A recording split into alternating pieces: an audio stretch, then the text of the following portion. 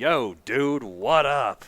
I bet you look in the mirror every day and ask yourself, Self, why aren't I subscribed to a Patreon that discusses pop culture featuring prehistoric animals? Well, guess what? You can be at patreon.com/Matthew Donald. There you can find bonus content for both my shows, The Ritwit and Paleobites. For the Paleobites bonus content, just like you always wanted, we discuss pop culture featuring prehistoric animals. All your dreams have come true. This month we're talking about Dinotopia, The World Beneath, the second big extravagant picture book in the Dinotopia franchise. Oh, it's great stuff. So beautiful. Such beautiful artwork. It is my personal favorite out of all of them. Got some great stuff, and it's so cool. A lot of cool stuff. It's really great. Link is in the description for you can sign up to the Patreon. Thank you for your support, and have a lovely day.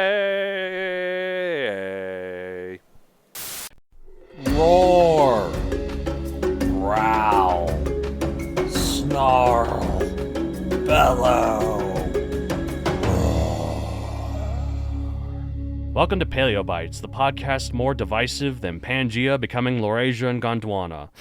My name's Matthew Donald, and each week I and a rotating series of guest co-hosts talk about and rate a genus of prehistoric animal, be it dinosaur, mammal, arthropod, and so on. This week, in the studio, for the first time, even though he's been on this show since its inception, it's Stephen Curro. How are you? Hello, everyone. So happy to be here, and I must say this studio is so awesome. Now Isn't that it I am cool? Finally able to get here. It's look a real podcast, Right?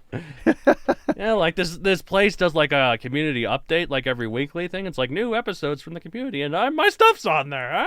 Woohoo! So cool. I mean, I grew up watching Frasier. I And don't know if we're that sophisticated yet. well, no, we're not there yet. But I mean, it just I remember growing up and watching him in his recording studio for his show, and I was gonna say that sort of kind of reminds me of it. Well, that was back in radio times too. See, the nice thing about podcast times, well, some people don't like to edit podcasts, but due to my stutters and me constantly getting or whatever, and collecting my thoughts, I edit a lot of these. Well, honestly, I would stumble over it a lot myself. Yeah, exactly. Knowing that it's live and people are listening to it right now. I actually tried college radio at one point when I was in college. It was intense.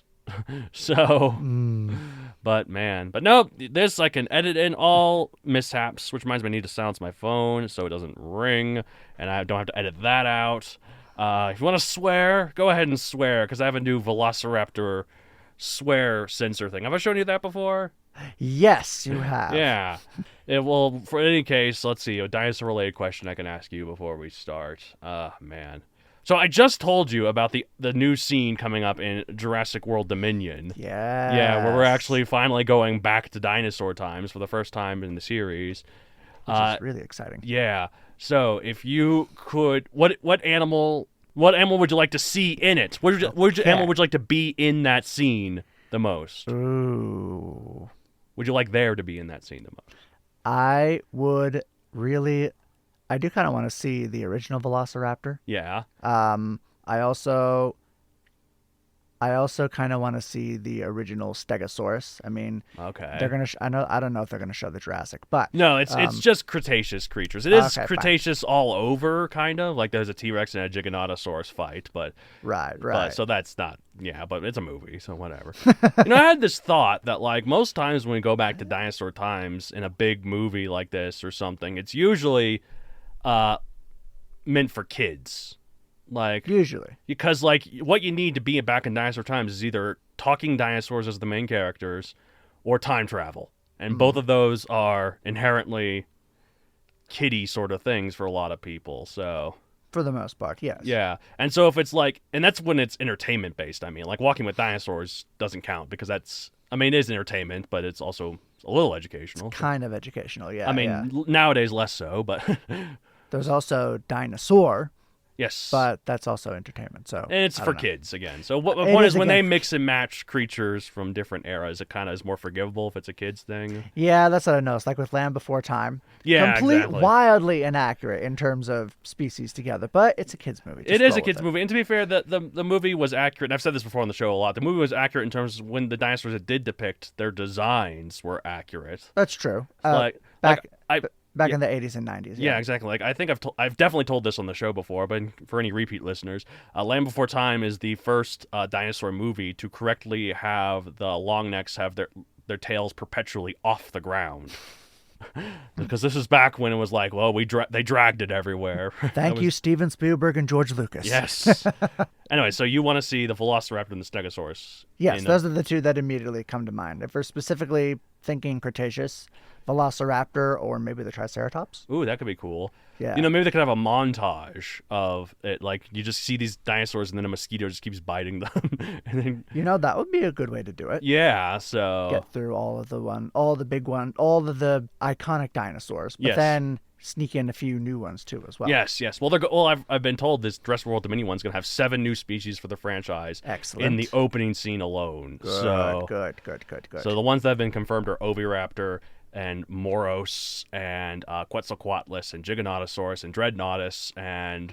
I wonder if Moros is a very morose individual. Ooh, good one. Sorry, couldn't help it. It was first described in 2019. Oh, this is a very new one. Very new one. Okay, cool. Like in between since the last Jurassic World movie came out, new one. So nice. Good on them. Anyways, well, we're talking about a creature that is not in Jurassic World yet, although it's never going to be. They don't have any, other than the pterosaurs and the mosasaurs, they don't have any prehistoric non-dinosaurs back yet. They haven't brought mammoths back yet. It's surprising that InGen didn't try to, they're toying with dinosaurs all the time. They didn't try some other prehistoric creatures. Well, this new one is rumored to, actually, I think it's confirmed, Biosyn is going to be the villains in it. Right. This is the other company that was and behind Dachshund is coming back, as in Dachshund, we got Dachshund here. They actually got Dachshund. Now although, I'm really interested. Yeah, although it's a new actor because the actor that played him in Jurassic Park has been revealed to be a sex predator. So, new actor. Oh no! So, thank God he only appears in a very small scene in the first Jurassic He kind Park. of looked like a douchebag. Yeah, because he had like the sunglasses and the perpetual frown. Well, I think he was supposed to be a schmuck. Well, I know, a character. but so schmuck in real life. Maybe he's method acting. No, don't go that far. Well, it's just that with ever since I heard about Kevin Spacey, I can't watch Baby Driver anymore. Well, and that movie came out right when the allegations happened. I know. Like that movie got outdated so quick. I loved that movie too. It was so cool, and he has such a big role in it. Anyway, I'm glad that the same thing won't happen with Dachshund because it's just a small, tiny role. Exactly. You can just kind of avert your eyes. Yeah. I mean, we all have the movie memorized at this point, and also. I mean, think about it this way. Like, not only does he only have a short scene, but he doesn't get his way in that movie because Newman... That's what you get for hiring Newman. Yeah, he lets all the DNA just kind of fall in the shaving can and gets eaten by a Dilophosaurus. So. Actually, there's a Jurassic Park computer game that explores what happens to that computer. Is it Jurassic Park the game? Yes. Okay. So you know what I'm talking about. Yes, not to be confused with Jurassic World the game, which is a mobile game. Oh, yeah. Two very different things. Oh, man. Okay, so anyways, we're not talking about anything from that series. We're talking about a mammal, specifically the biggest mammal that we know of in Mesozoic times, Repenomamus. Talk about a tangent. Yes, I know. That just shows 90% tangents. It means reptile mammal or reptilian mammal is what the Repenomamus means.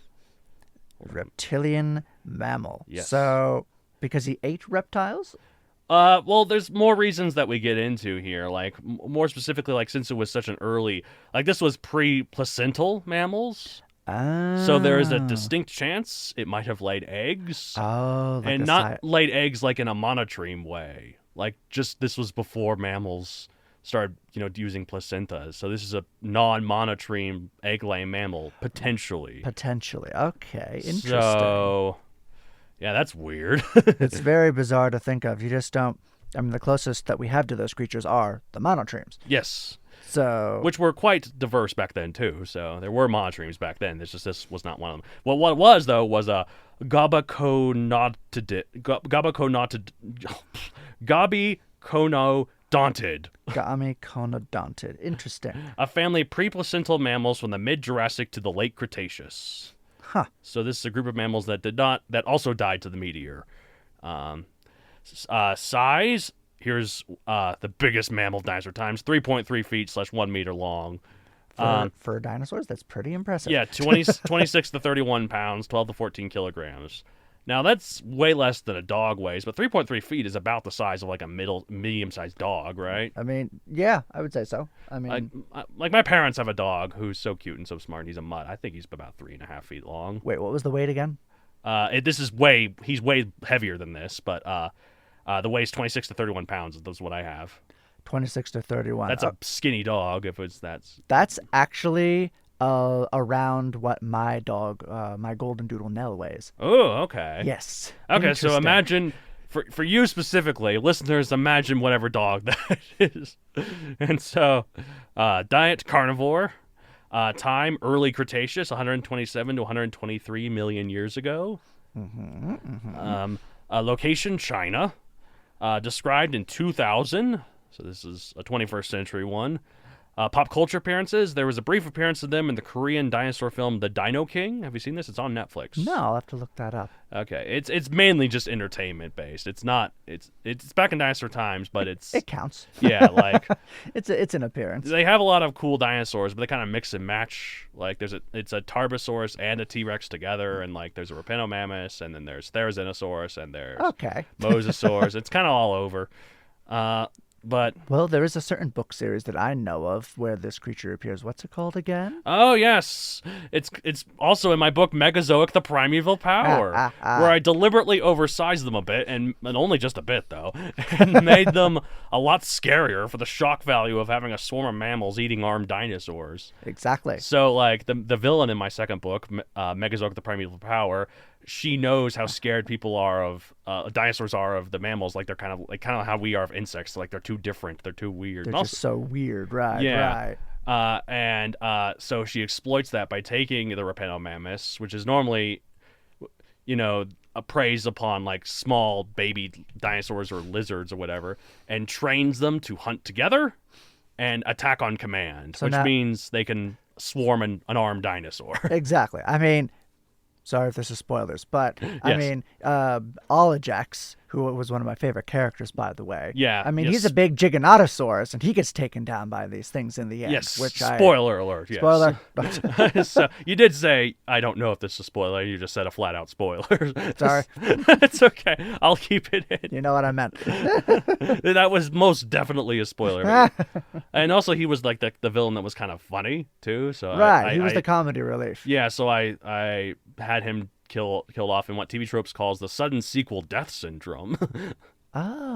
Where in order to show just how truly heinous this villain is, you have him kill off the previous villain. Okay, that makes sense. Even though he's a lackey of the previous villain, and if we're spoiling the book, we're just spoiling the whole thing at this point. She's actually not that bad. You find out why later, though. Right. She's being manipulated by someone even worse. Even worse! And that one's the final one. Or is it? Yeah.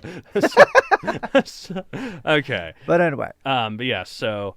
I just love how you have a dinosaur who's commanding an entire group, an entire army of mammals, sort of like they're the evil watchdogs. Yes, exactly. Except they're not dogs. They're not dogs. If anything, they're rodents of unusual size, even though they're not rodents. I do call them... Vaguely like rodents. I have the book here. Yeah. It sort of looks like a crazy possum or maybe a Tasmanian devil with a long tail, and he has a baby Psittacosaurus. That's it. Yeah, baby Psittacosaurus. I can never pronounce that name.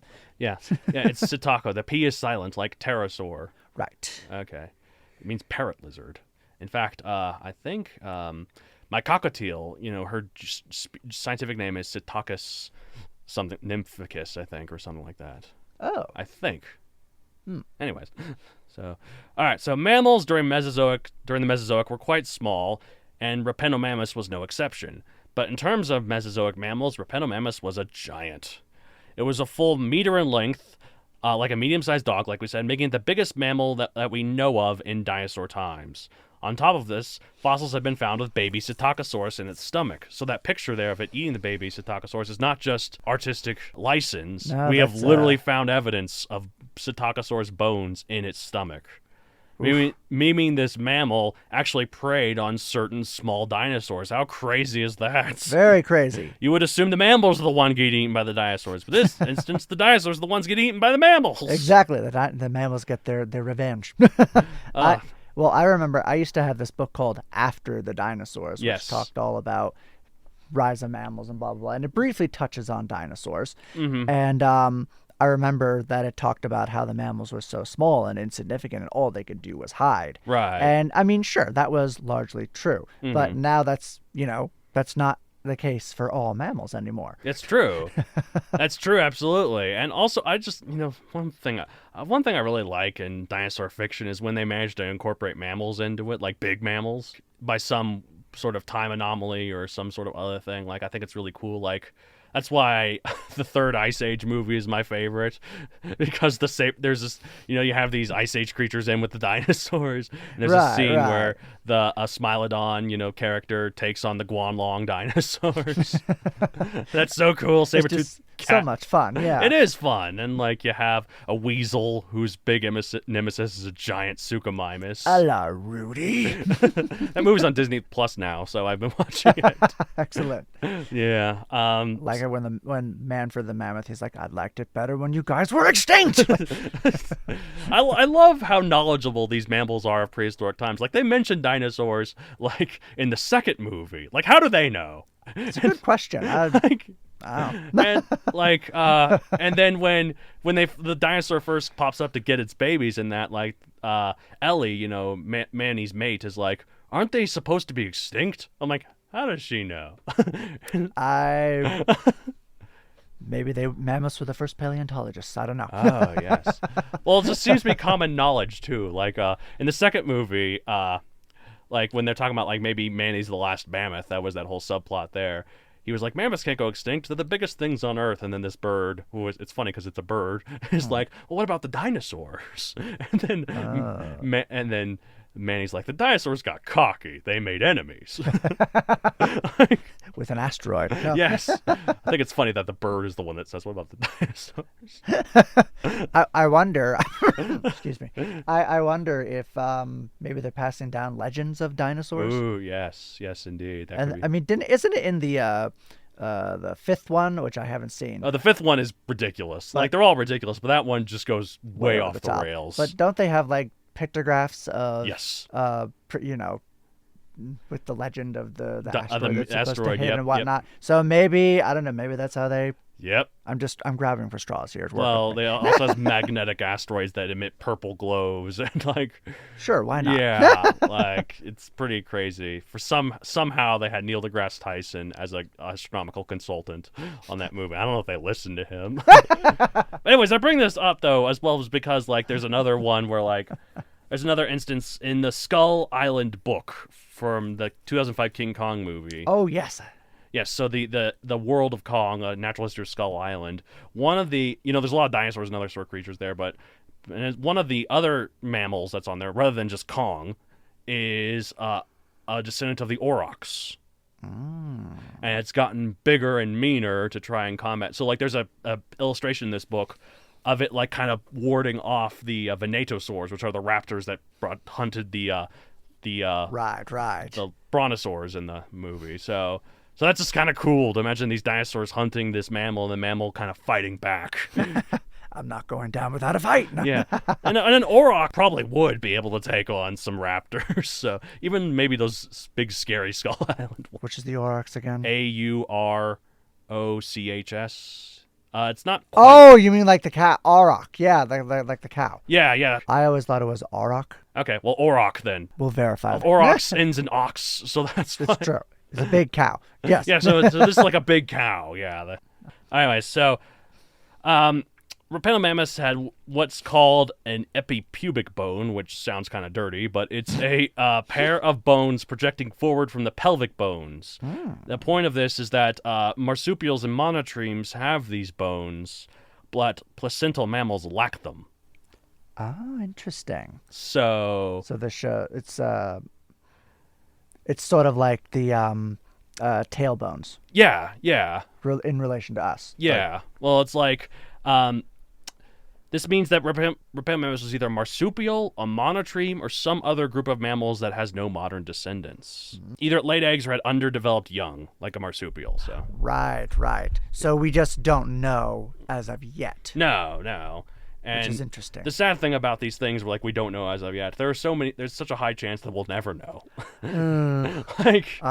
According to the book that I have here, it is known from complete specimens with soft parts and fur impressions. Yes. Ooh, fur impressions. Yes. Is it one of those prehistoric mammals where we've having to figure out the color of it? It doesn't say. Then again, I don't know if fur really shows that, to be fair. Like, one of the reasons why we know the colors of certain Ice Age mammals is because of the cave paintings. Right. Because I think fur, unless it's bleached in the sunlight, it should keep until it disintegrates. So, like mammoths, we know mammoths were, you know, brownish. Yeah. I have some mammoth fur at home. Oh, really? Yeah, that's I got cool. At the fossil show. But that's so cool. But I know like Megaloceros, the giant Irish elk, we know it is brown with a white belly because it is consistently drawn that way in cave paintings. Oh, well, there you go. So yeah. That's cool. Isn't that cool? Yeah, to kind of know, how that is. Ancient artists for the win. Yeah, exactly.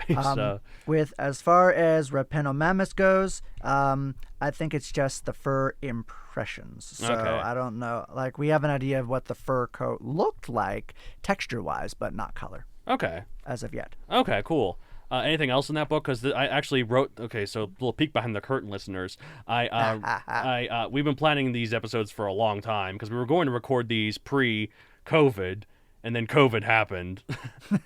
That blasted virus. So I don't have a lot of stuff in the body of this like I do a lot of other things. So the book comments that Repenomamus had a massive hulking body, a long tail and snout, and robust sprawling limbs. Yes. With large hands and feet that were. And based on that picture. Grade. Oh, okay. Yeah. Well, based on that picture, it looks like its arms are a lot bigger than its legs, right? Yes, I would agree. Like the arm is long, and then the leg is just like a giant hindquarter, and then a little leg. So you know, how often Cerberus is drawn in Greek mythology. You know, obviously, to balance the large heads. Right. The three large heads. They often have big, bulky arms and little bitty legs. And that's kind of how it looks there, but without the three heads, of course. There is a picture of the skeleton here. Yeah. Which is interesting because I guess they're guessing that with the back end of the animal, there's like a huge tuft of muscle or fur. Yeah. In relation to the back leg, but the leg bones are different sizes from the front and the back for sure. Okay. Interesting. Yeah. So, yeah. It's interesting that says that they had a long tail, because I've also seen a lot of depictions with it without a long tail. Oh. But if it looks like, based on that picture of the skeleton, we have skeleton of it with the. Oh, wait a minute.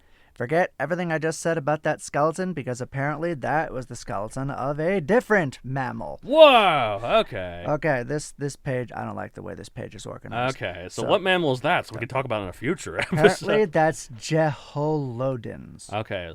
Listeners, get ready for the Jeholodons episode. It must be related to Repenomamus, because Repenomamus is here with eating the Psittacosaurus right. on the bottom. But look at that. It doesn't have that long of a tail, does it? Or I guess it's long. And so there's the 3 feet count for the tail. Because if so, that makes it a lot smaller, actually. 3 feet count for the tail. I would say usually with animals, they don't include tail length. They'll say such and such plus tail length. Well, for mammals specifically, like dinosaurs, It's a little different because the tail. They don't do that with dinosaurs. Yeah, because but like with a tiger. What is the Apatosaurus is only 20 feet long? Wait, what? Oh, we're not including the tail or the neck. Exactly. Right. All right. Okay.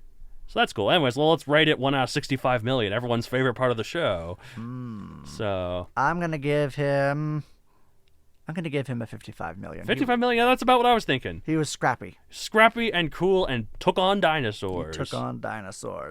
Like baby dinosaurs for sure, but you still have to get past a mother to do that. He fought for the name of all mammals. So. Yes. He was a predecessor. He was a precursor to what is to come. Exactly. Yeah. Cool. It's like one of these days, let's see, 127 million years ago. So it was like 62 million years later. Something big's going to happen. We're going to come back, guys. We're playing the long game. Exactly. All right. Well, that's it for this week. Well, if you want to get a hold of the show, you can contact us at mattd@matthewdaltoncreator.com for any general questions to either co-hosts. You can subscribe to my Patreon at patreon.com/MatthewDonald. We got a new patron. Whee! Yeah. Thank you very much, Alexis R. So Awesome. Thank you. Yes. Also, I have a book series on Amazon, Mesozoic, available for print and Kindle, which we have discussed. Does very much include Repenomamus. Excellent. So, yeah. yes, what about you? Plug yourself. Yes. So, I am a writer and a poet. I have my own website, StephenCurro.com. That's Stephen with a PH, please, not a V. And I've published multiple short stories and poems, and most excitingly, supposed to be at the end of June, I'm going to have a novelette published with Heareth Publishing. It's called The Spark. It's a sci-fi dystopia story. And it's a really good story, too. I've read it. It's great. That's it for this week. As I say at the end of every episode of Paleobites, what kind of thing would this make? I don't know. Maybe like a hiss. All right, bye. Goodbye.